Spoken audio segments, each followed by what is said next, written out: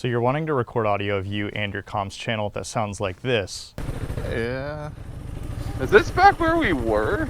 I have no idea, man. But you're not sure where to start. Let's get into it.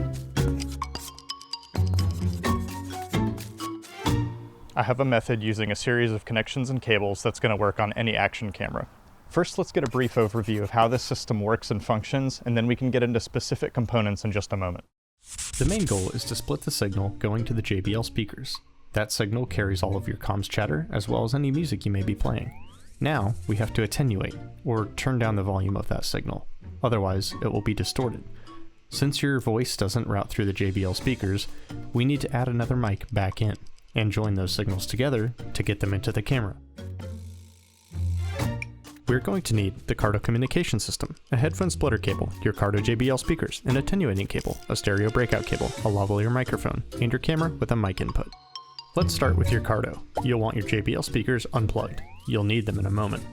Take your headphone splitter cable and plug it into the Cardo. Next, plug your JBL speakers into one of the plugs on the splitter cable. Plug your attenuating cable into the other.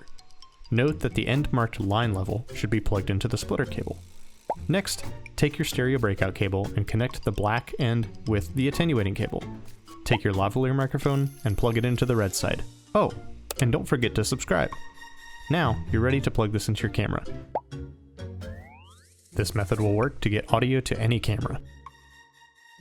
Now that you understand the components you can use and how their signal flow gets to your camera, you have one option usually inside your camera where you can decide if you want to record in stereo or mono. Now, what mono is going to do is it's going to bake together your audio with your comms audio together. And so that's going to offer less flexibility when you get into post-production. So I would recommend recording in stereo.